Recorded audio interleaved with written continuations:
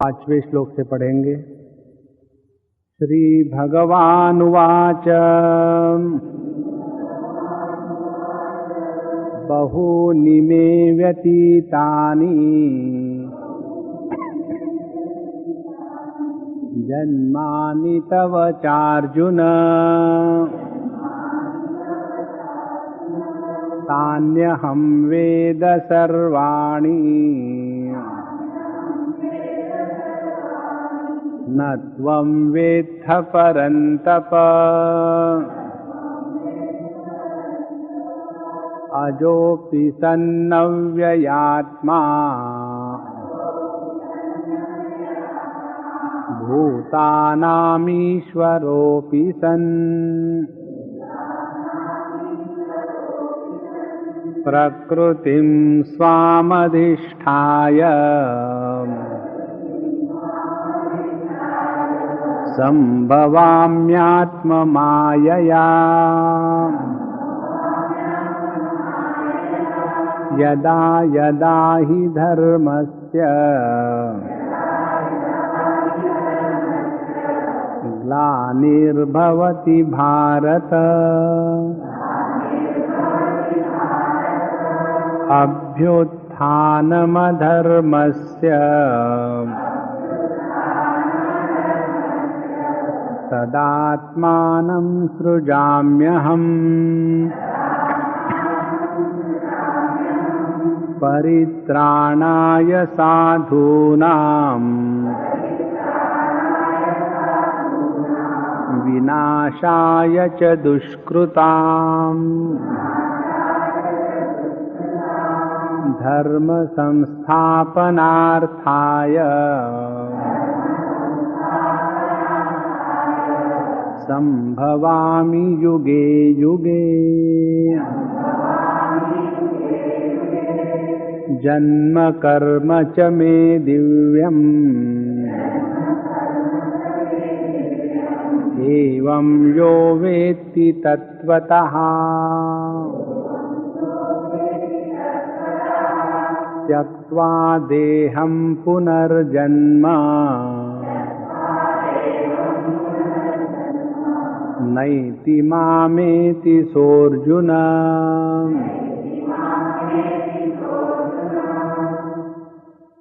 भगवान ने अपना स्वरूप बताया।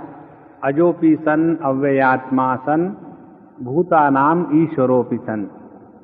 मैं अजन्मा हूँ, मुझमें कोई विकार नहीं, सभी का मैं स्वामी हूँ, ईश्वर हूँ।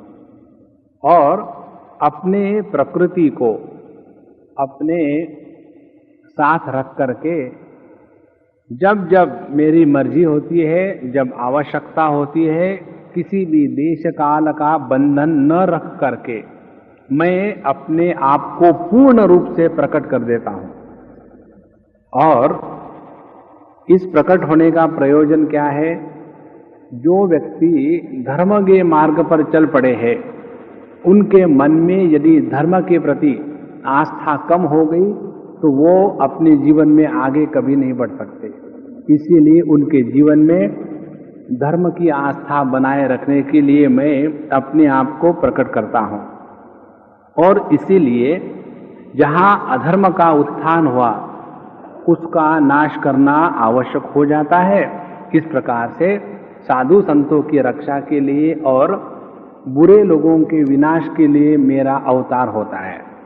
कल तक भगवान ने बताया अपने स्वरूप के बारे में, फिर अवतार की प्रक्रिया और फिर अवतार का प्रयोजन, 3 बातें बताई। अब जैसे हम लोगों के समझ के अनुसार भगवान रामचंद्र का जन्म किस लिए हुआ? तो रावण को मारने के लिए। रावण को मारना कोई खास बात नहीं थी। जिन्होंने केवल अकेले ने, खरदूषण रावण हजारों थे, उनको सबको इकट्ठे ने मार दिया, तो रावण को मारना कौन सी कठिन बात थी? तो भगवान का जो अवतार हुआ रामचंद्र जी के रूप में, वह रावण को मारना ये मुख्य प्रयोजन नहीं था। जब भगवान अपने राजमहल में रहते थे, तो वहां सभी साधु संतों को दर्शन कैसे होंगे। इसीलिए उन्होंने कैकेयी माता को प्रेरणा दी और अपने आप को राज्य से बाहर हटाने का षड्यंत्र स्वयं रचा। और फिर उसी बहाने जब वो जंगलों में गए तो वहां जाकर के उन्होंने सभी साधु संतों को, जिन्होंने इतने सालों से अपनी तपस्या करी थी, उसके फलस्वरूप उनको दर्शन दिया। तो भगवान रामचंद्र का अवतार लेने का मुख्य प्रयोजन था जितने साधु संत हैं उनका उद्धार करना। इसी प्रकार से यहां भी भगवान बताते हैं कि साधु नाम परित्राणाय, साधु संतों की रक्षा यह मेरा आद्य कर्तव्य है। इसलिए मैं धर्म संस्थापनार्थाय संभवामि युगे युगे। युगे युगे माने जब मर्जी आए तब, ऐसे नहीं कि एक एक युग में एक बार, कोई नियम थोड़ी है। अच्छा, यहां एक और महत्व की बात समझ ले। निर्गुण निराकार भगवान तो सभी जगह में है, जिंदे आदमी में भी है और मुर्दे में भी है। निर्गुण निराकार भगवान ज्ञानियों में भी है और अज्ञानियों में भी है। निर्गुण निराकार भगवान गधे में भी है, घोड़े में भी है, उसकी तो कमी कहीं है ही नहीं। लेकिन उसके द्वारा क्या हमारे जीवन की समस्याओं का हल होता है? नहीं होता। इसीलिए ये अत्यंत आवश्यक बात है कि यदि हम अपने जीवन में परमात्मा का अनुग्रह चाहते हैं तो भगवान का अनुग्रह हमेशा भगवान ने जो अनेक अवतार लिए हैं उस अवतार के माध्यम से ही होता है।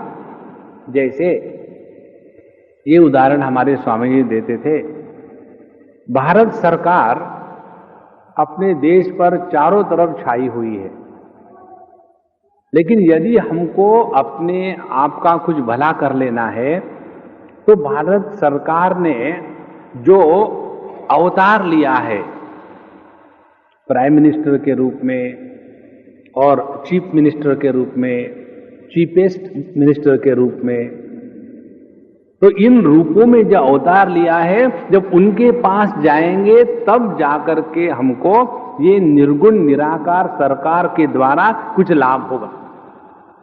इसी प्रकार से यह जो परमात्मा है हमारे सबके जीवन में हमेशा रूप रंग नाम रूप इसकी उपाधि लेकर के जब आता है तभी हमको उससे लाभ है। इसलिए अपने जीवन में हमेशा अपना एक पर्सनल कोई भगवान विग्रह होना चाहिए, चाहे कोई फोटो हो, चाहे कोई मूर्ति हो। और यदि ये मूर्ति फोटो इत्यादि परंपरा से प्राप्त हो अपने घरों में तो उसका और महत्व बढ़ जाता है। महत्व कैसे बढ़ जाता है?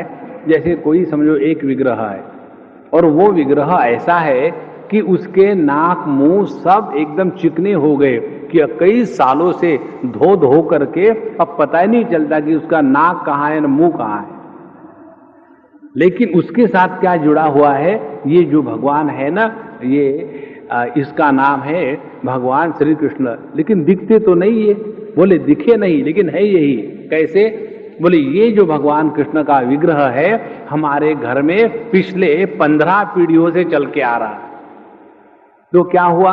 हम अपने आप को इतनी बड़ी परंपरा के साथ जोड़ लेते हैं। जिस व्यक्ति के जीवन में अपने आप को किसी उच्च श्रेष्ठ परंपरा के साथ लगाने का मौका आ जाता है, वो व्यक्ति अपने आप से अपने आप को बचा सकता है।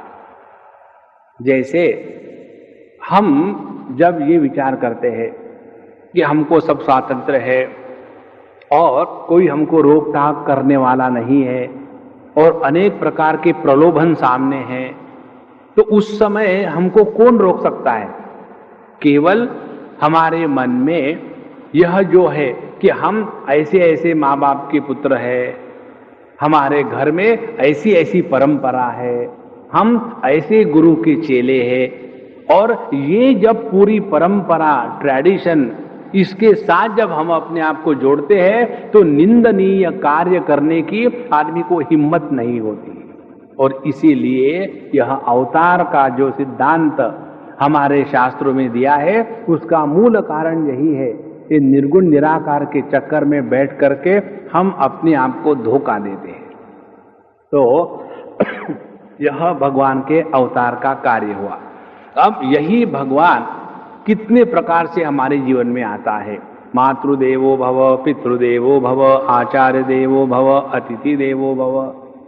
यही दृष्टि है। जब हम अपने आंखों को इस प्रकार से ट्रेन करते हैं कि हर वस्तु में, हर व्यक्ति में हमको परमात्मा का दर्शन करना है, तब हमने भगवान के अवतार को ठीक से समझा। श्रीमद् भागवत में आता है यह विचार, भगवान के अवतार के बारे में बताइए। तो राजा निमि ने यह प्रश्न पूछा, उसके उत्तर में बताते हैं कि यह भगवान के अवतार कैसा हुआ। तो पहले बताते हैं, परमात्मा अपनी दो शक्तियों को साथ लेकर के अवतरित होता है। कौन सी वो शक्ति है? वो है भगवान नारायण के रूप में अवतरित होते हैं। और भगवान की दो शक्तियां हैं, एक है चंचल और एक है अचल। भगवान की चंचल शक्ति है लक्ष्मी और भगवान की अचल शक्ति है पृथ्वी। तो भूदेवी और लक्ष्मी देवी, इन दोनों को साथ लेकर के भगवान नारायण अवतार लेते हैं। और इन्हीं दो शक्तियों के साथ ये संपूर्ण विश्व की रचना करी है। ये दो शक्तियां जो बताते हैं शास्त्रों में, भगवान की लक्ष्मी चंचल शक्ति और भूदेवी अचल शक्ति, movable and immovable property of the Lord. इसका तात्पर्य क्या है? जो चल शक्ति है वो है काल शक्ति और जो अचल शक्ति है वो है देश शक्ति। तो यह जो संपूर्ण विश्व परमात्मा ने जो अभिव्यक्त किया है वो किया है देश और काल, इन दो शक्तियों के संतुलन के द्वारा। इस प्रकार से जो भी वस्तु देश और काल इसके द्वारा डिफाइन करी जाती है वो सभी का सभी भगवान का ही अवतार है।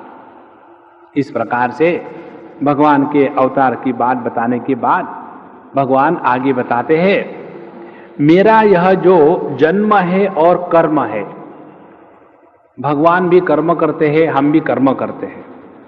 भगवान ने भी जन्म लिया, हमारा भी जन्म हुआ, तो हम में उनमें क्या फर्क है? फर्क यही है, एक बार हम कहीं गए थे और वो माता ने हमको नमस्कार चमत्कार किया और उनकी एक लड़की थी बहुत ही मॉड स्टाइल की, और कहते हैं कि Swami ji I am not going to salute you. I said who cares, don't salute. तो बोले ये बताइए आप लोगों को, आप लोग जो बाबा जी होते हैं इतना क्यों सर पर लोग बैठा के रखते हैं? तो हमने कहा तुम जल रही हो क्या कि तुमको सर के बैठा के नहीं रखते इसलिए? बोले नहीं, हम जानना चाहते हैं कि ऐसी क्या विशेषता है ये साधु संतों को इतने सर के ऊपर चढ़ के रखते हैं। वो भी खाते हैं, हम भी खाते हैं, वो भी बैठते हैं, हम भी बैठते हैं, वो भी सोते हैं, हम भी सोते हैं, विशेषता क्या है? तब हमने उसको बताया विशेषता यही है कि हम लोग जब खाते हैं तो खाते समय ऑफिस की याद आती है, और जब हम ऑफिस में होते हैं तब हमको घर की याद आती है, जब हम घर में होते हैं तब क्लब की याद आती है। माने हम जहां होते हैं वहां हमारा मन कभी नहीं होता। ये हम लोगों की कहानी। तो साधु संत कैसे है, जब खाते हैं तब खाते हैं, सोते हैं तब सोते हैं, जब चलते हैं तब चलते हैं। ये तुम करो, देखो तुम पे हमारे भी 1000 लोग आ जाएंगे। इसी प्रकार से भगवान भी जन्म और हमारा भी जन्म, कर्म करते हैं, भगवान भी कर्म करते हैं। अब हमारे भगवान का क्या है, यही भगवान बताते हैं, जन्म कर्मे दिव्यम। भगवान का जन्म कर्म दिव्य है। अब दिव्य का दिव्य ये जो है इसके अनेक अर्थ है, 12-13 अर्थ है, उसमें से सर्वनाही है। दिव्य माने वह जो किसी भी प्रकार के नियम के द्वारा बंधन में नहीं आता। जैसे हम लोगों का जन्म हुआ तो कर्म फल के रूप, हमको किसी ने पूछा थोड़ी कि देखो हम आपको मूल में पैदा कर, किसी ने पूछा थोड़ी, वहां तो धक्का लगाया बाहर आ जाए, किसने पूछा है? जब यहां से हमको मर के जाना है तो पूछेंगे नहीं कि we want to transfer you human body to buffalo body because you have done nothing in your life. तो हमारा कोई ओपिनियन नहीं लेंगे, तो हमको इस जगत में आना और जाना स्वातंत्र नहीं है। तो हमारे लिए जन्म और मृत्यु दोनों बंधन कारक है। भगवान का जन्म ऐसा है, भगवान का यह त्याग है, उनको अपना पूर्ण स्वतंत्र है। भगवान के जीवन की दिव्यता है, जन्म की दिव्यता है। दूसरी बात, जब हम कर्म के बंधन से छूटने के लिए जन्म लेते हैं तो बंधन में फंस जाते हैं, लेकिन भगवान बिना किसी कर्म फल के जन्म लेके ही एक कर्म करते हैं और फिर भी उनके द्वारा किए कर्म की फल नहीं होता। यही भगवान के कर्म की और जन्म की दिव्यता है। तीसरी बात, हम लोगों का जन्म है माता पिता के रजवीर्य के संयोग से हो रहा है, और भगवान का जन्म माता पिता के रजवीर्य के संयोग से नहीं होता। जैसे भागवत में भी आता है, भगवान रामचंद्र जी चरित्र में भय प्रकट कुपाला, भगवान स्वयं प्रकट होते हैं। जन्म से मनुष्य का या किसी भी प्राणी का जन्म होता है, वैसे भगवान का जन्म नहीं। उस प्रकार से जैसे हमारा देह है वो पंच महाभूतों का बना हुआ है, भगवान का देह पंच महाभूतों को बनाया नहीं हो, उनका चैतन्य है और वही चैतन्य अनेक रूप धारण करके भी उसमें कोई विकार नहीं आता। इसलिए जिनको कोई ऐसा मौका हुआ है, कोई बड़े साधु संत महात्मा उनके पास रहने का, तो आप देखेंगे साधु संतों के जिन्होंने भगवान के साथ एकत्व प्राप्त किया है, ऐसे जो साधु है उनके शरीर से जो भी कुछ निकलता है उसे सुगंध होती। जैसे हम लोगों के पसीने से ही यहाँ की लोकल ट्रेन फास्ट भागती है, क्योंकि वो पसीने की बदबू इतनी भयानक है कि ट्रेन भी भागने लग जाती है। लेकिन भगवान के देह से चाहे कुछ भी निकले उसमें सुगंध होती है। कारण क्या कि ये प्रकृति का कार्य नहीं और इसलिए उसमें कोई विकार या विकृति नहीं है। यही भगवान के जन्म की और कर्म की दिव्यता है। दूसरी बात, हम जब कर्म करते हैं तो हमारे कर्म की प्रेरणा हमारे अंतःकरण में जो राग द्वेष है, हमारे कर्म की प्रेरणा हमारे अंतःकरण में जो अनेक प्रकार की कामनाएं हैं, उन कामनाओं को पूर्ण करने के लिए हम कर्म करते हैं। माने हमारा प्रत्येक कर्म फल का निर्माता होता है। लेकिन भगवान के जो भी कर्म है उनको इस कर्म करके कुछ प्राप्त थोड़ी करना है। ये बहुत मूलभूत सिद्धांत है कि नदी का पानी भी हिलता है और समुद्र का पानी भी हिलता है, दोनों भी पानी ही है, लेकिन दोनों के हिलने में क्या फर्क है? नदी के पानी का जो हिलना है उसको कहीं गति में पहुंचना है, उसके अभी गंतव्य की उसको प्राप्ति नहीं हुई। लेकिन समुद्र का जब पानी हिलता है तो उसको कहीं पहुंचना नहीं होता। तो ये दो पानियों में जो हलचल है उसकी प्रेरणा क्या है?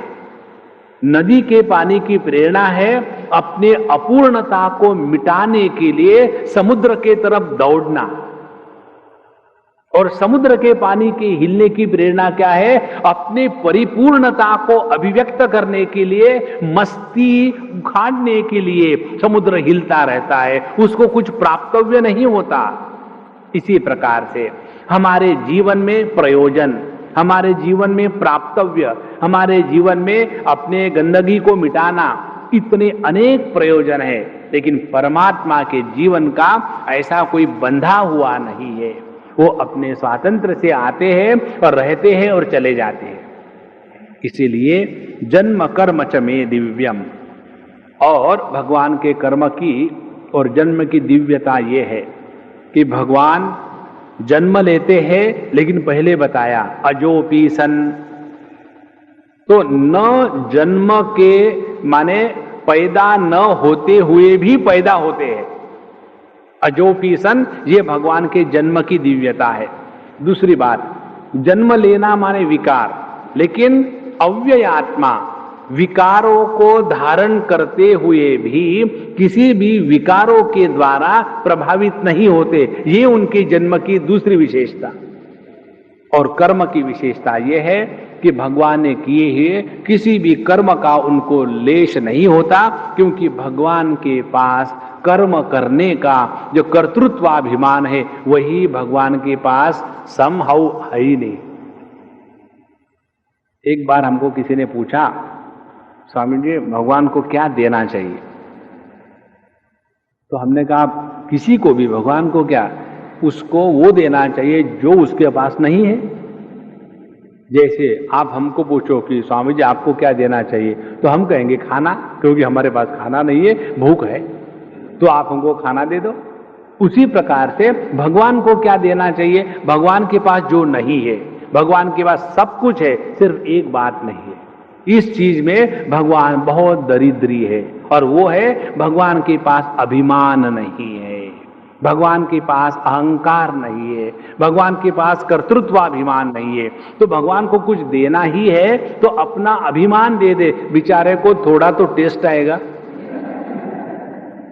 क्यों? और हमारी बात क्या है, हम लोग अभिमान में बड़े अमीर है, चाहे कितना निकाल लो मेंटेन रहती है लेवल, वो कभी कम नहीं होती। इसीलिए भगवान के जन्म की और कर्म की दिव्यता यही है कि उनके कर्म के साथ कर्तृत्वाभिमान नहीं होता, और हमारे जितनी भी कर्म है उसमें कर्तृत्वाभिमान का जहर बैठा हुआ है। जन्म कर्म च मे दिव्यम एवं यो वेत्ति तत्वतः। अब यहां दूसरा सिद्धांत भगवान कहते हैं, यह जो तत्वतः जानता है, तत्वतः माने क्या? अब ये तत्व शब्दों को समझ लो। तत्व ये जो शब्द है ये सर्वनाम भी है और धातु भी है। जो संस्कृत भाषा जानते हैं उनको इसका और आनंद आएगा। तत् यह धातु भी है और सर्वनाम भी है। धातु माने जिसकी कोई चीज बनी होती है, जैसे वेडिंग रिंग, अंगूठी। आपको सबको पता ही होगा क्योंकि सभी लोग शादीशुदा है। वेडिंग रिंग को वेडिंग रिंग क्यों कहते हैं? वेडिंग रिंग को वेडिंग रिंग इसलिए कहते हैं क्योंकि आप लोगों के मराठी में वेड़ा किसको कहते हैं, इसलिए वो रिंग पहनने के बाद जो वेड़ा हो जाता है उसको कहते हैं वेडिंग रिंग। और जिसको वेड लगा है वही शादी करने की सोचता है, इसीलिए वेडिंग रिंग। ये भिन्न भिन्न व्युत्पत्तियां है, निरुक्त में दी हुई है। तो यह जो वेडिंग रिंग है उसकी धातु है सुवर्ण, और इस धातु सुवर्ण का एक विशेष आकार होने के बाद उस आकार को वेडिंग रिंग कहते हैं। तो वेडिंग रिंग हो गया नाम, और ये उसका जो आकार हो गया वो हो गया रूप, और यह वेडिंग रिंग जिसकी बनी है सुवर्ण वो हो गया धातु। तीन बातें हो गई, स्वरूप, नाम और रूप।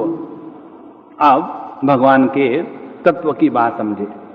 तत् ये जो शब्द है यह धातु होने के कारण इस संपूर्ण विश्व की उत्पत्ति इस धातु से बनी है।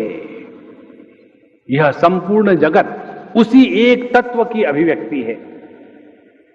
अच्छा, ये जगत को जितने सारे नाम दिए हैं वो सभी के सभी नाम उसी एक परमात्मा के हैं, और इसीलिए सर्वनाम भी है। सर्वनाम माने सबका नाम।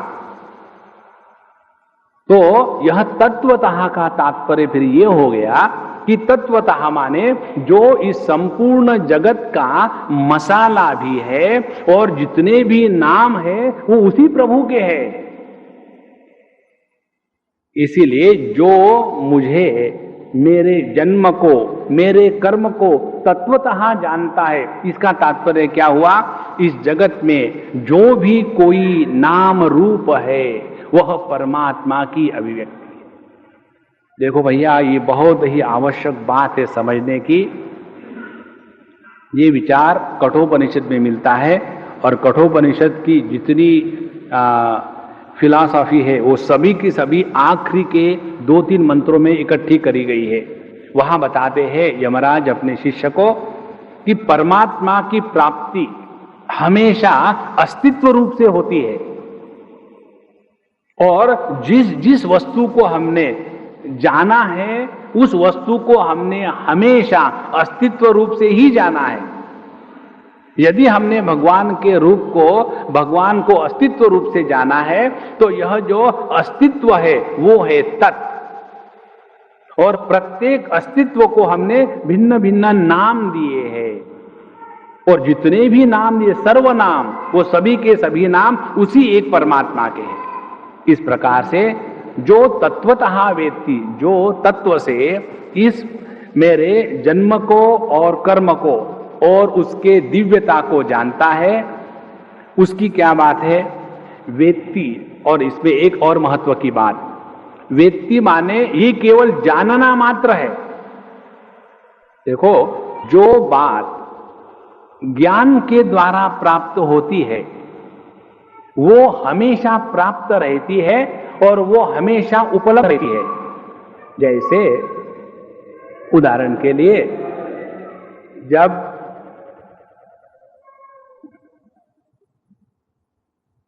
जैसे हम लोग कई बार हर एक के जीवन में अनुभव आता है कि चाबी रखी होती है कहीं टेबल पर, और हम ढूंढते रहते, कहाँ गई पता नहीं, पूरे घर को ऊपर से नीचे कर लिया और पता नहीं चाबी कहाँ चली गई, सबको डांट दिया, और जब मिलती नहीं तो अपने ही हाथ को अपने सर पर मारते हैं। एक बार मुझे एक छोटे बच्चे ने प्रश्न पूछा, बच्चे बड़े इंटेलिजेंट प्रश्न पूछते हैं। उन्होंने प्रश्न पूछा, स्वामी जी आप हमको ये बताइए कि कोई लोग जब दुखी होते हैं तो सर को हाथ लगाते हैं, और कोई लोग दुखी होते हैं तो अपने सीने को हाथ लगाते हैं, इसका कारण क्या है? अब प्रश्न देखो कितना इंटेलिजेंट प्रश्न है। तो हमने कहा इसका कारण ये है कि जो व्यक्ति भावुक होते हैं वो अपने हृदय को हाथ लगाते हैं, अब तो मैं लुट गया, अब तो मैं मर गया। और जो इंटेलिजेंट होते हैं वो अपने दिमाग के कारण दुखी होते हैं और इसीलिए दिमाग को हाथ लगाते हैं, भगवान मैंने ये मूर्खता क्यों करी। तो ये हाथ लगाने से पता चलता है कि हमारा तादाद में किसके साथ हुआ। तो जब हम अपनी किसी वस्तु को नहीं जान पाते और फिर अपनी तरह मारा तो पता चलता जिस चाबी को ढूंढ रहे थे वो अपनी हाथ में थी और सर को लगी तब पता चला हाथ में है। तो उससे क्या हुआ, हम चाबी मिल गई माने पहले थी, केवल ज्ञान के कारण हमको वो अनुपलब्ध हो गई सी थी। उसी प्रकार से जो वस्तु ज्ञान के माध्यम से प्राप्त होती है वो नित्य उपलब्ध रहती है, केवल उसके प्राप्ति का अज्ञान रहता है। तो इसीलिए व्यक्ति का यही है, भगवान जब बताते हैं कि यह भगवान के जन्म कर्म इसकी दिव्यता जो तत्व से जानता है उसका क्या हो जाता है, कहते हैं त्यक्त्वा देहम, वो देह का त्याग करने के बाद, माने ये जानने के बाद को मना पड़ता है क्या? ऐसी बात नहीं। एक बराबर त्यक्त्वा का तात्पर्य है उस अपने देह के साथ जो निवेश हो गया है, उसने अपने आप को स्थूल देह के साथ समझ करके परिच्छिन्न है, उस परिच्छिन्न हो जाए त्यक्त्वा देहम। फिर पुनर्जन्म इति, उसके बाद फिर इस शरीर के आधार करके सुख दुख के चक्कर को भी कभी नहीं पड़ता। त्यक्त्वा देह पुनर्जन्म, फिर क्या हो जाए मां इति पांडव, फिर वो जैसे मैं हूं ऐसे उसका जीवन शुरू हो जाता है। देखो हमारा वेदांत शास्त्र पोस्ट लिबरेशन की बात नहीं करता है। जैसे आप भारत रत्न बनना है तो पहली क्वालिफिकेशन क्या है? पहली क्वालिफिकेशन ये कि आप मरो, और मरने के पहले क्या करो, पूरे देश में इतनी मुश्किल निर्माण कर दो, value there is more likelihood of becoming Bharat, क्यों कि मेरा भारत रत्न से भरा है ना। तो यहाँ जो तत्व की बात चल रही है उसमें मृत्यु का कहीं नाम नहीं है। क्या जब कहते हैं त्यक्त्वा देहम पुनः एति, इसका तात्पर्य कि हम वो जो सुखी दुखी होने का चक्कर है वो यही चक्कर है, हम अपने आप को देह मानते हैं, अपने आप को अपूर्ण मानते हैं, और ये कहते हैं कि जगत की व्यक्ति मिलने के बाद पूर्णता आएगी और इसके लिए उनको प्राप्त करने के लिए चाहे जो है करने को तैयार है। जो हम कर्म की प्रवृत्ति कामना के द्वारा हो रही है, इसी हम सुख दुख के कर्म में आ गए। यदि हम भगवान के जैसा कार्य करें, कर्म करें, भगवान का कर्म कैसा था? भगवान कर्म ऐसा था कि एक बार गोपियां भगवान को ले गई, हमको दुर्वास ऋषि को खाना देना है, लेकिन बीच में ये यमुना जी आ गई कचावे, कोई लाभ भी नहीं मिला है और यहाँ कोई फायदा नहीं, कैसे जाए? तो भगवान ने कहा जातक के यमा से कह देना कि यदि मैं माने शरीर ब्रह्मचारी है तो जगह जाएगी आपको जाने के लिए। तो सभी की गोपियां अपनी चुनरी लेकर और ब्रह्मचारी करके ट्रैक तो करते हैं और हो गई। और जब उन्होंने कहा तो यमुना मैया ने उनको जाने के लिए रास्ता दे दिया। ये कब संभव है? ये तब संभव है कि जब हमको अपने जीवन में किसी भी कर्म को करते समय मैं कर्म कर रहा हूं यह अभिमान नहीं होता तब। तो भगवान के जन्म कर्म को तत्वतः समझना माने क्या? इस जन्म कर्म का तत्व यही है कि जब हमारे जीवन में किसी भी क्रिया के साथ कर्तृत्वाभिमान नहीं होता तो कर्म पैदा नहीं होता। जरा ध्यान से सुनना।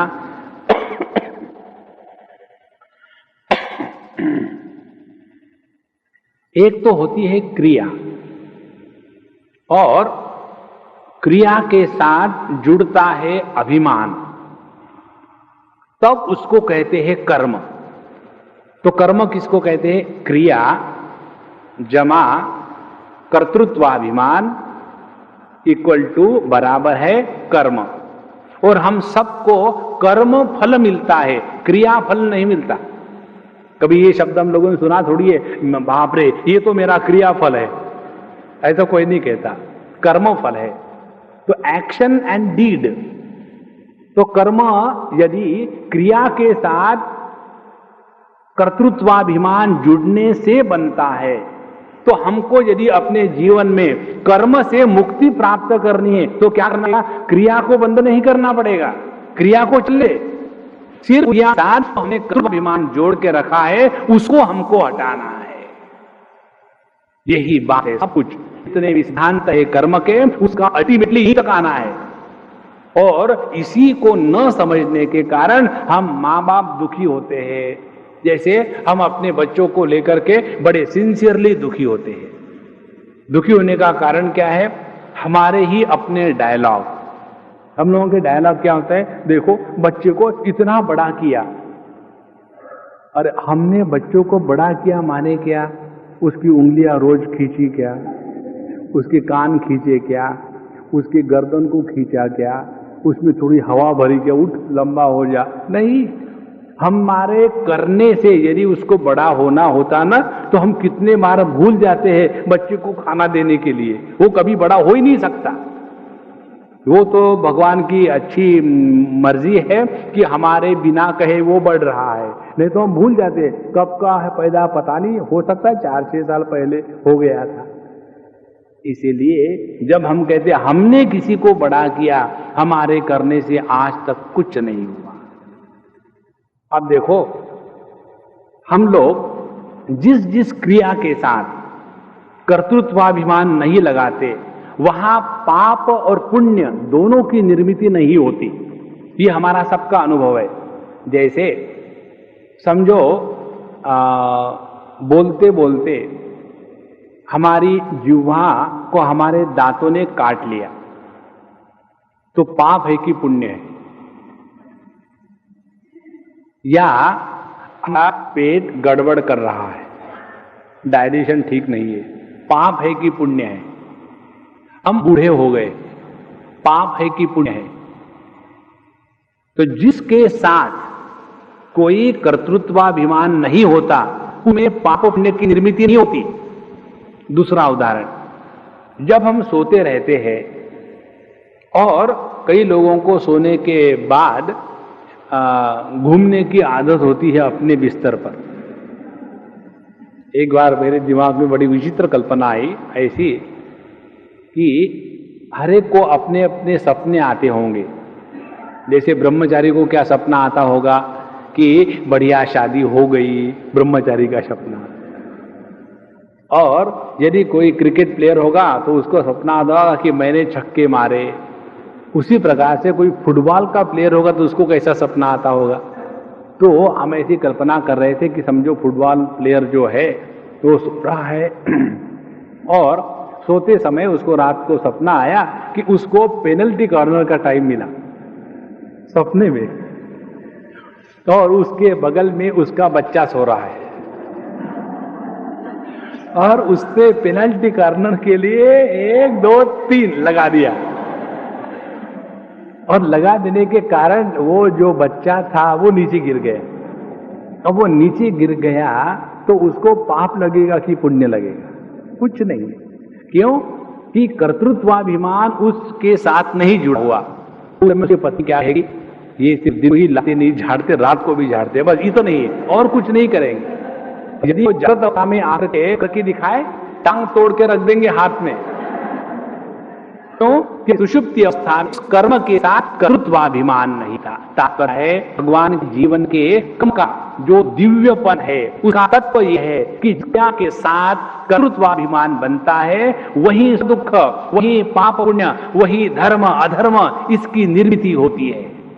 तो पूरे जीवन का सार इतना ही है, यद यद कर्म करोमि तत्तद् अखिलम शंभो तवाराधना। तो जब हम अपने जीवन में इस सिद्धांत को उतारे तो उतारने के लिए करें क्या? उतारने के लिए 2-4 छोटी सी बातें। एक, कर्म करते समय हमको ये ध्यान रखना है कि हम जहां है समष्टि का आदर करना चाहिए। समष्टि का आदर चाहिए माने घर में 4 लोग हैं और हम ये कहें कि हमको जब मर्जी आए तब हम खाना खाएंगे, हमको जब मर्जी आए तब हम चाय पिएंगे, तो उससे क्या होगा कि घर के प्रत्येक व्यक्ति को कष्ट होगे। यदि हम सब ने मिलकर के ये नियम किया कि हम सब साथ में बैठ करके खाएंगे तो घर की जो अम्मा है बनाने वाली उसको परेशानी कम होगी, लेकिन हमको तो भूख नहीं। अरे भैया, केवल अपनी ही सोचते हो क्या? दूसरे की भी तो सोचे। तो जब हम अपने व्यक्तित्व का बलिदान सबके लिए करने के लिए तैयार होते हैं तब हम धीरे धीरे अपने अभिमान से मुक्त हो रहे हैं। अब जैसे हम सब लोग यहाँ आते हैं, यहाँ आने के बाद हम सभी केवल भगवत गीता के प्रेमी हैं, इससे आए। यदि कोई कार्य सुचारू रूप से चलाना है तो हम ये नहीं कहते आज राहुल नहीं, हम तो 9 बजे आएंगे। नहीं, समष्टि का जो नियम है उसी का आदर करना है। उसी प्रकार से आप जो आ रहे हैं, सडनली कोई आ गए, मुझे यहाँ बैठने की इच्छा हो रही है, नहीं, ये भी अलाउड नहीं। क्यों? समष्टि का आदर करना है। तो जो कार्य करते समय अपने व्यक्तित्व का समर्पण होता है और जिसके द्वारा समष्टि की रक्षा होती है, ऐसे कार्य में कर्तृत्वाभिमान नहीं।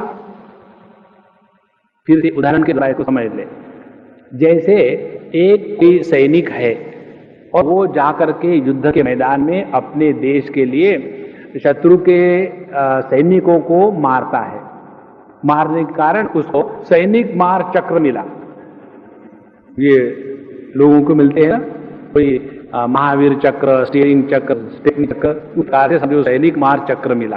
तो उस सैनिक ने कहा, लो मैं तो वहां जाकर के 10-20 आदमियों को मारा तो मुझे चक्र। लो, बढ़िया बात है।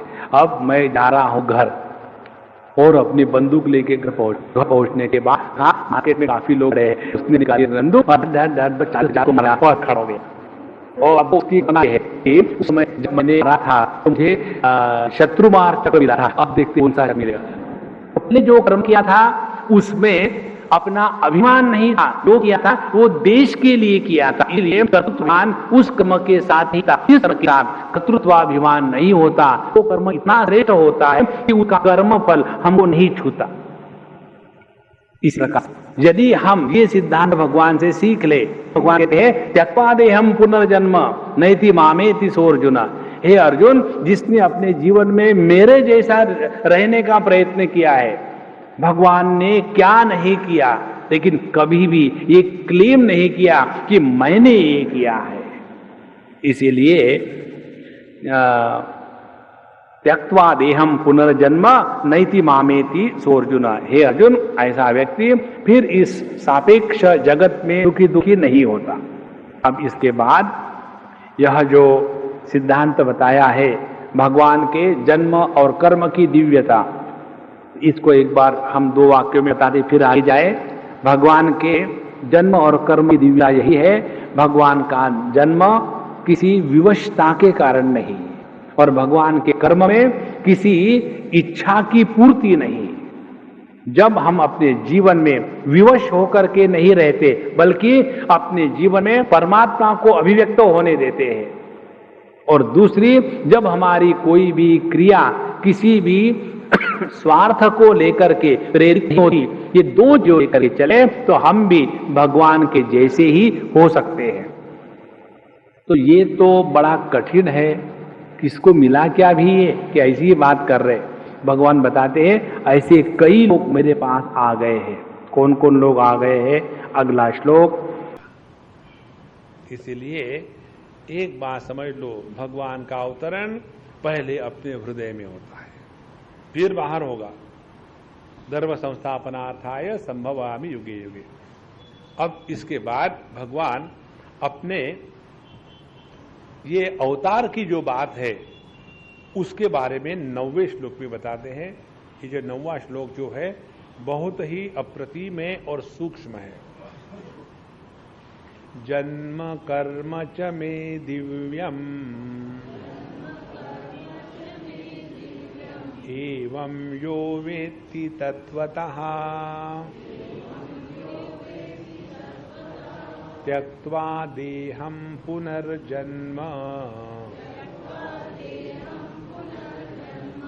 नैति मामेति सोऽर्जुन।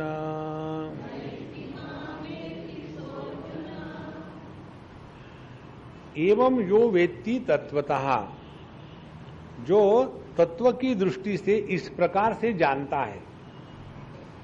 क्या जानता है? मैं, मेरा, मैं माने अप्रैल के बाद आने वाला मैं नहीं, अंग्रेजी में नहीं, संस्कृत पढ़ रहे हम लोग।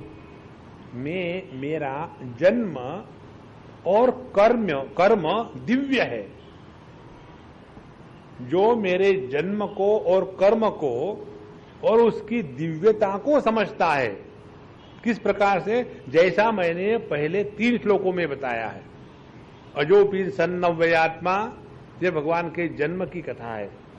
उसके बाद कर्म क्या है कि यदा यदा ही धर्मस्य लेकर के संभवामि युगे युगे, ये भगवान का कर्म है।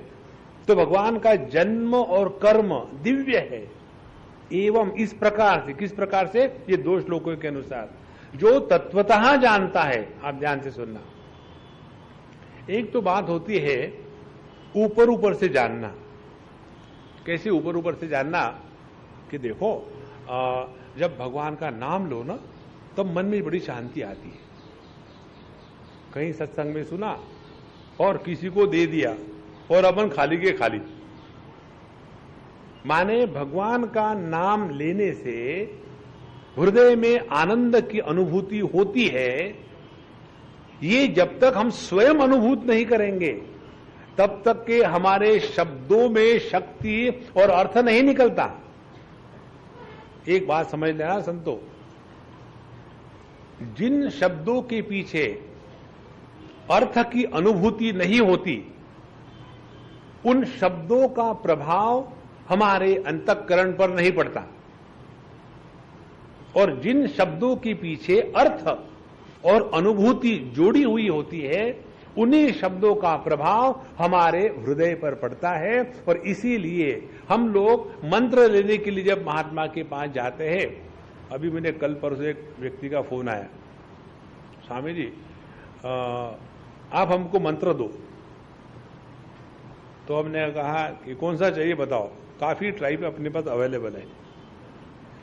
बोले स्वामी जी आप एक आध बार तो सीरियस होया करो, क्योंकि मेरे मन में ये निष्ठा हो गई है कि जब आप मुझे बताओगे तभी मेरा जप होगा, नहीं तो भाई मेरी परेशानी ये है। कभी कभी मैं ओम नमः शिवाय का जप करता हूं, ओम नमः शिवाय, ओम नमः शिवाय, ओम नमः शिवाय। कभी कभी नमः शिवाय को मारो गोली, फिर शुरू हो जाता है श्री राम जय राम। ये 2-4 दिन चलता है, फिर वो चैनल चेंज हो जाता है, फिर आ जाता है कि अब मैं भगवान कृष्ण का जप करूं। और फिर वहां भी कंफ्यूजन, श्री कृष्ण शरणम मम, श्री कृष्ण नहीं, ओम नमो भगवते वासुदेवाय।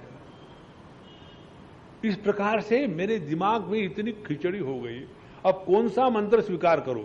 तो आप जो बताएंगे वही करेंगे। तो फिर हमने उनका ठीक है तो इसका जप करो। जप करने के बाद फिर 4 दिन के बाद फोन आया, पंजाब की बात है, सरदार जी की बात है, उनका फोन आया, स्वामी जी अब लग गया।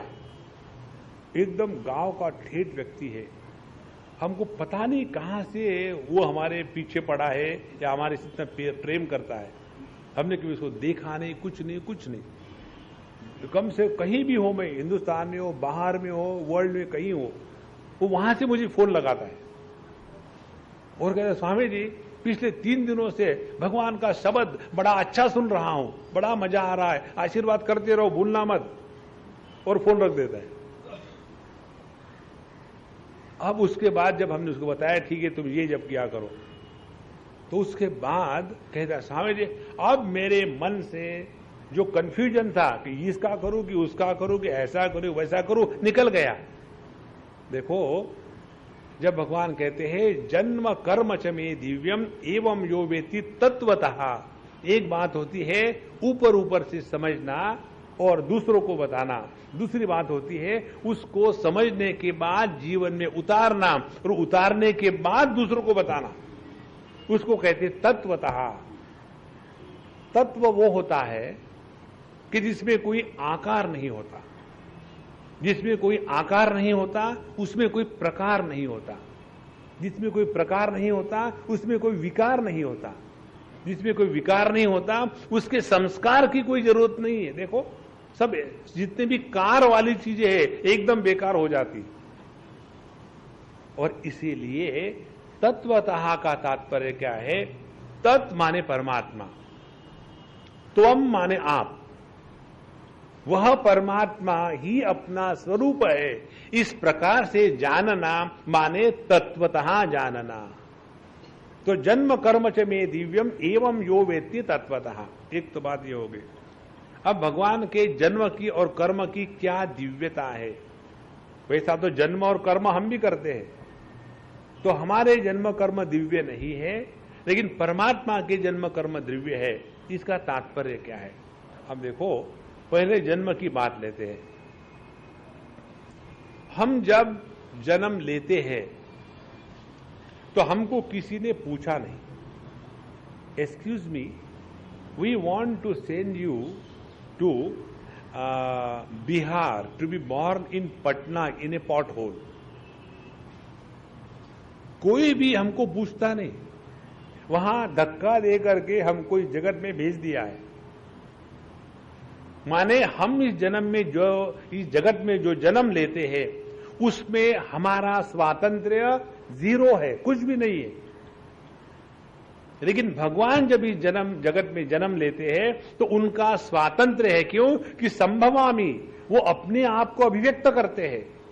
इसीलिए हमको अपने जन्म का मृत्यु का बंधन होता है और भगवान इतने बार अवतार लेते हैं, लेकिन उनको अवतार का ना तो बंधन है ना तो अवतार समाप्त होने से मुक्ति है। ये भगवान के जन्म की दिव्यता है। दूसरी बात, हम जो जन्म लेते हैं, किस योनि में हम जन्म लेंगे, इसका हमको स्वातंत्र्य नहीं है। जैसे हमारे कर्म है, उस कर्म के सिद्धांत के अनुसार हमारा अगला जन्म होगा। यदि हम अपने जन्म के सिद्धांतों को देखें, भगवद गीता के 8वें अध्याय में आता है, जब वो अध्याय आएगा तब विस्तार से देखेंगे कि जो हमारा आखिरी विचार होता है, आखिरी विचार हमारे देह का त्याग करने के समय हमारा आकार होता है। भागवत महापुराण में इसका वर्णन विस्तार से आता है कि जीव देह का कैसा त्याग करता है। कि जैसे घास के ऊपर चलने वाला जो कीड़ा होता है, जिसको अंग्रेजी में कैटरपिलर कहते हैं और हिंदी में मुझे मालूम नहीं, तो वो कैटरपिलर जब चलता है कीड़ा, तो पहले वो दूसरे अगला पैर कहीं टिका देता है, अगले पैर से पकड़ आने के बाद फिर वो पिछला पैर उठाता है और फिर वो पिछले पैर को नजदीक ले आया और फिर अगला पैर उठाया और फिर अगले पैर से जब पकड़ आती है तब पिछला पैर उठाता है। इसी प्रकार से ये जीव इस देह का आकार का जो तादात्म्य है उसका त्याग करने के पहले अपना दूसरा आकार, उसका ढांचा बना लेता है। और वो कैसा बनता है? अपने इस देह के निकलने से पहले जो आखिरी विचार होता है उसके अनुसार हमारा अगले जन्म का नक्शा बन गया है। एक बार हम अमेरिका में थे कहाँ थे, दूसरे जगह थे, कहीं हिंदुस्तान में नहीं थे। तो एक होटल में हम लोग चाय पानी पी रहे थे, बड़ा पॉश, और हम लोग वहां गए, एक टेबल पर बैठे, आइसक्रीम खा रहा, कोई चाय पी रहा, हम बैठे थे वहां। उतने में एक वहां कन्या आई और उसने अपना पर्स रखा और पर्स में से कुत्ता निकाला, जिंदा, प्लास्टिक का नहीं, कुत्ता निकाल करके उसने बगल के सीट पर रख दिया और उसके साथ बात करने, please sit here, okay, excuse me, I just go and come. कुत्ते को बताया कि मैं शुशु करने जा रही हूँ आज, ठीक है। कुत्ते ने कहा ठीक है। उसके बाद वो आ गए और फिर हम लोग खा रहे थे, तो कुत्ते को देख करके और मुझे देख करके लोगों को प्रश्न बड़े सूझते हैं। तो हमारे साथ जो थे उन्होंने कहा, स्वामी जी अब ये बताओ, ये जन्म तो कुत्ते का है, लेकिन इसका जो लाइफ है ये तो हम लोगों से भी बढ़िया है, तो आपके कर्म के सिद्धांत के अनुसार ये कहां फिट होता है, बताओ। तो हमने उनको बताया, वही आपको बताते हैं, अब जैसा समझना है समझ लो। हमने कहा ये जो कुत्ता है ना, जीव, पिछले बार आपको बताया था, कुत्ते को कोई, जो कुत्ते के मालिक होते हैं ना, कभी कुत्ता नहीं कहते। कितने भी हिंदी गुजराती बोलने वाले हो, जब कुत्ते की बात होती है तब अंग्रेजी में कहते, Swami ji do you see my doggy very sweet. ये जो वाक्य है वो कंठस्थ है, बाकी सब गुज्जू में बोलेंगे। तो कुत्ते को कुत्ता कहना मनुष्य का अपमान है, इसीलिए वो नहीं कहते नारायण। तो उसने जब पूछा तो हमने कहा, देखो ये कुत्ते में जो जीव है ना, ये बहुत बड़ा धर्मात्मा था, लेकिन मरने के पहले इसका जो आखिरी विचार था वो था कुत्ते का, इसीलिए उसको देह मिला कुत्ते का, लेकिन जो सत्कर्म किए, पुण्य कर्म किए थे, इसीलिए इतना कंफर्टेबली रह रहा है।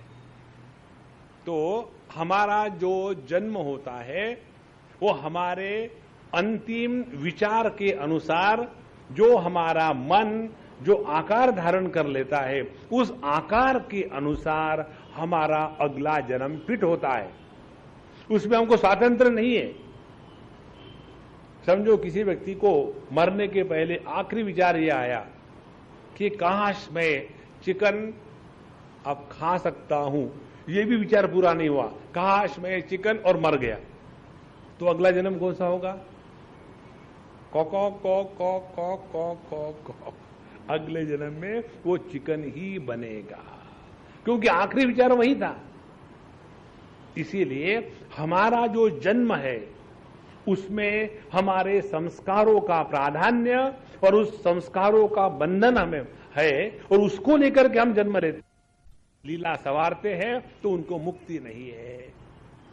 और भगवान के कर्म की क्या दिव्यता है। भगवान कहते हैं कि मेरे अध्यक्षता में ये जो प्रकृति है, इसका जगत का निर्माण करती है।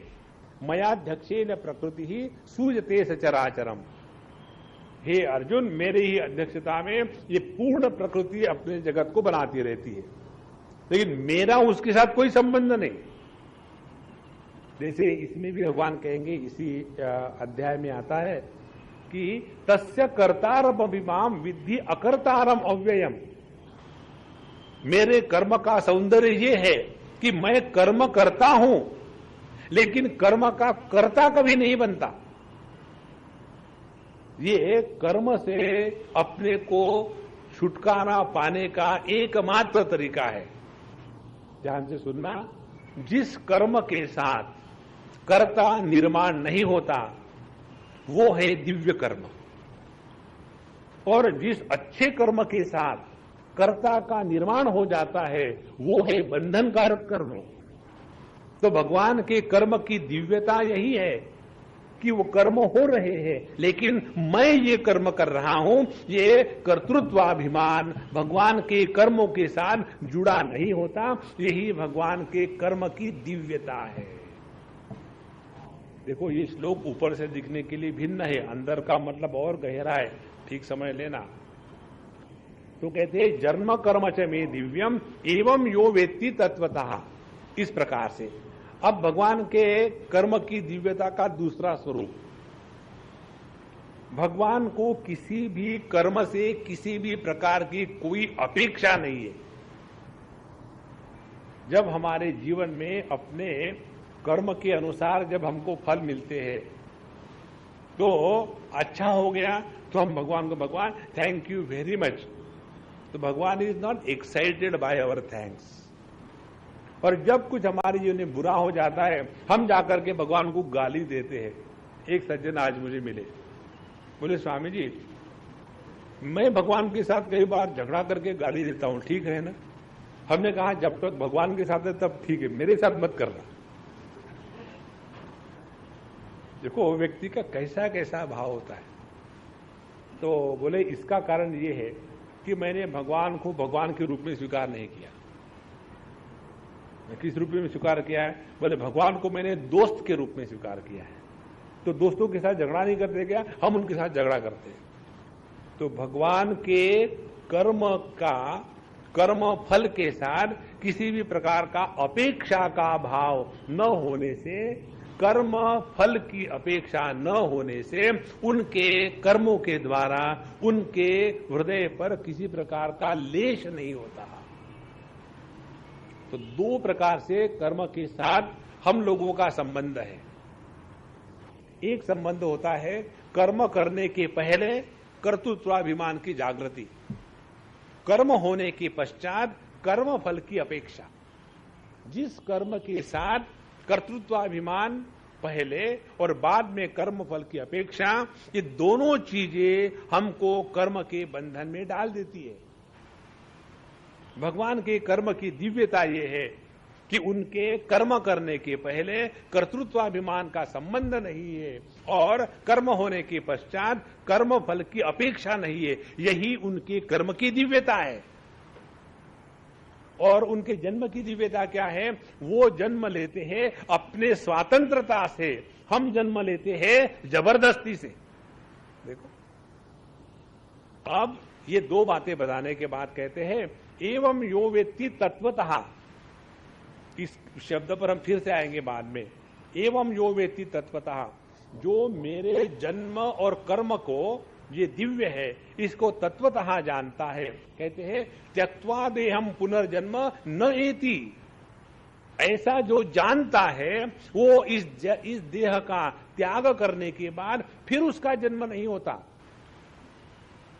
फिर कहां जाता है वो? ना घर का ना घाट का, जाएगा कहां? भटकते रहेगा। कहते भगवान नहीं, माम एति सहा अर्जुना, वो मुझको मिल जाता है, वो मुझ में समा जाता है।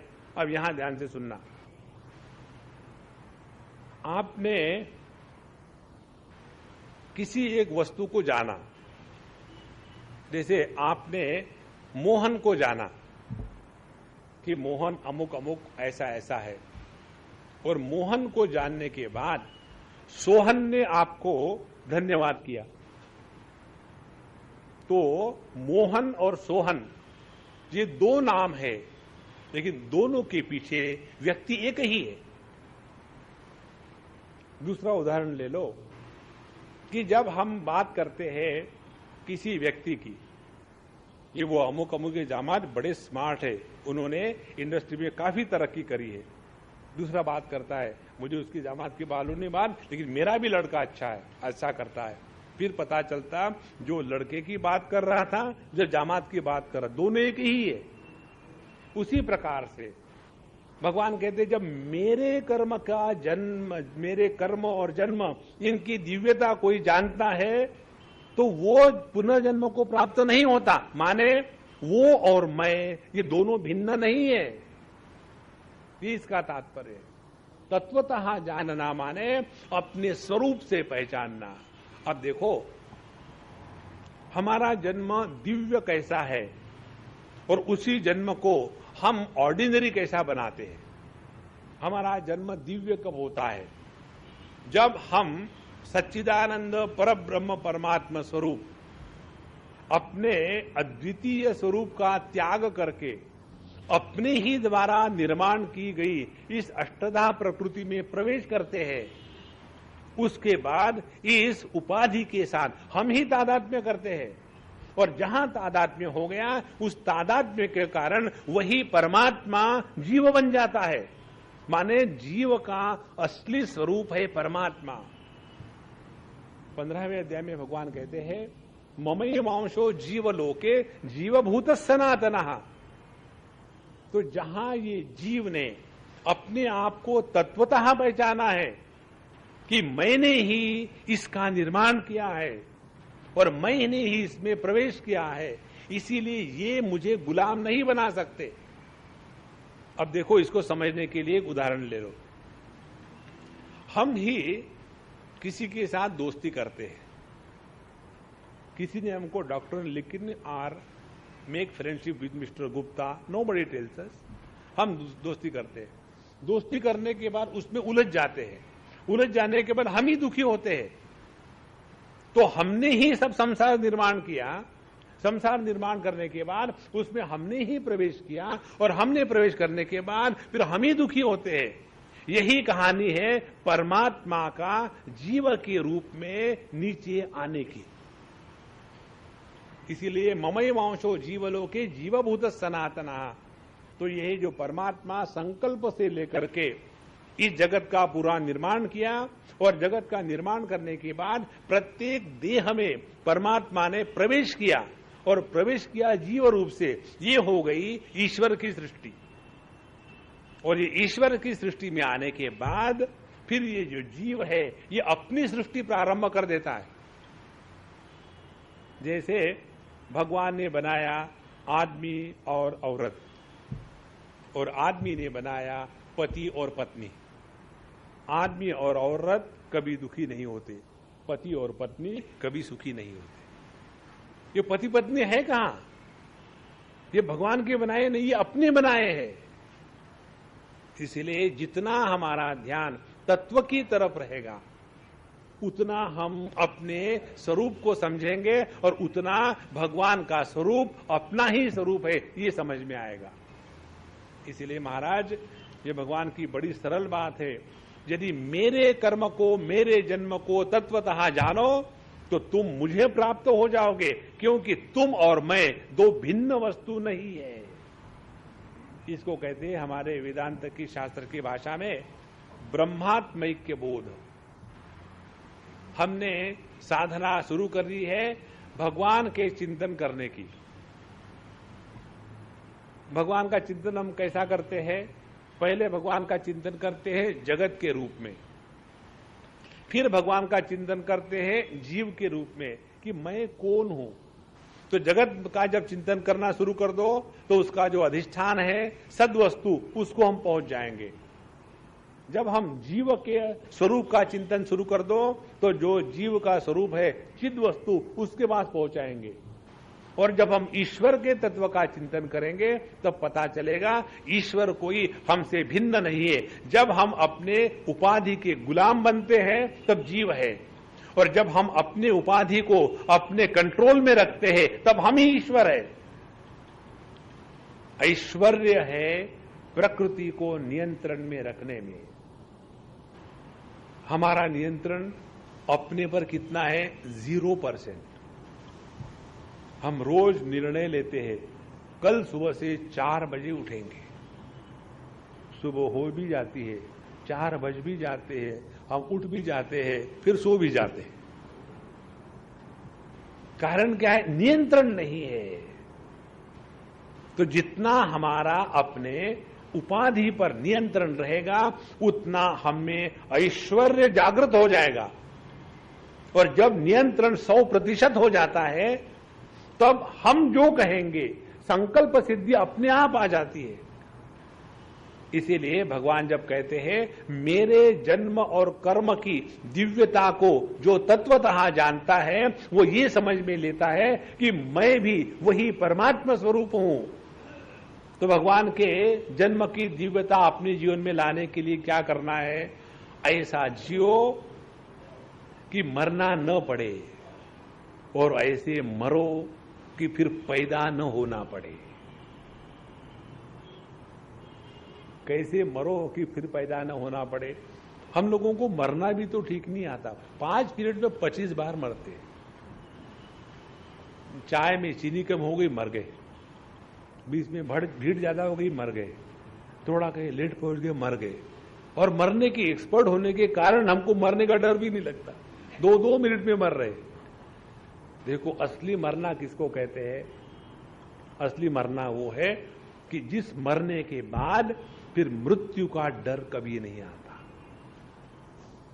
और असली मृत्यु कब होता है? जब हम झुकना सीखते हैं। हमने 2-4 दिन पहले किसी हमारे मित्र ने हमको पत्र लिखा, उसमें शेर लिख के भेजा, और इस शेर ने हमारे हृदय में अपनी गुफा बना ली और वहीं से रोअर करता है। बड़ी सुंदर बात है, हमने शायद आपको बताया होगा। उन्होंने कहा कि देखो, आदब से झुकना जिंदा दिली का नाम है। सबको आदर दे करके झुकना जिंदा दिली का नाम है, और अकड़ते रहना मुर्दे की पहचान है। जो जीवन में सबके सामने प्रभु समझ करके अपने वैयक्तिक व्यक्तित्व का त्याग करके सबके साथ मिल जाते हैं, वही ऐसे मरते हैं कि फिर पैदा नहीं होते। यही है भगवान के जन्म की दिव्यता का अपने जीवन में प्रैक्टिस करना। और भगवान के कर्म की दिव्यता का अपने जीवन में प्रैक्टिस करना माने क्या? यद्यत कर्म करोमि तत्तद अखिलम शंभो तवाराधना। प्रत्येक कर्म के साथ कर्तृत्वाभिमान जुड़ा हुआ है। जब तक कर्तृत्वाभिमान जुड़ा हुआ है तब तक के बंधन रहेगा। तो ऐसा कर्म करना सीखे कि जिसके द्वारा कर्तृत्वाभिमान का त्याग हो जाए। और ये केवल एक ही प्रकार से हो सकता है कि हम अपने कर्मों को कर्म के रूप से ना करके उसके द्वारा परमात्मा की पूजा कर रहे हैं। यदि हमने अपने कर्मों को भगवान की पूजा के रूप में करना शुरू कर दिए, तो जो भगवान का पुजारी होता है, यदि नौकरी नहीं कर रहा हो तो पुजारी का पूजा करने का अभिमान नहीं होता। इसीलिए भगवान के जन्म और कर्म की दिव्यता अपने जीवन में लाने का तात्पर्य है कि हम अपने जीवन में जो जो कर्म कर रहे हैं उसके द्वारा प्रभु की आराधना होवे। ये विचार भगवान 18वें अध्याय में जाकर के बताएंगे। स्वकर्मणा तम अभ्यर्च सिद्धिम विन्दति मानवः। जो अपने कर्मों के द्वारा उस परमात्मा की अर्चना करते हैं, उन्हीं को सिद्धि प्राप्त हो। कौन सी सिद्धि प्राप्त होती है? फिर उनके जीवन में ये जन्म मृत्यु का चक्कर, सुख दुख का परिणाम हमेशा के लिए समाप्त हो गया। इसीलिए भगवान के जन्म और कर्म की दिव्यता का जब हम चिंतन करेंगे तो वही चिंतन हमारे भी जन्म में और कर्म में दिव्यता ले आएगा। और जब हमारे जन्म में और कर्म में दिव्यता आ गई तो फिर हम भगवान में बड़े आसानी से एकत्व को प्राप्त हो जाएंगे। और ये बात करने के बाद हमको ऐसा लगता है कि बड़ा कठिन है बाबा, कैसा होगा? तो भगवान अब हम सबको हिम्मत दिला रही है, कठिन नहीं है और ये हजारों लोगों ने किया है। अगला श्लोक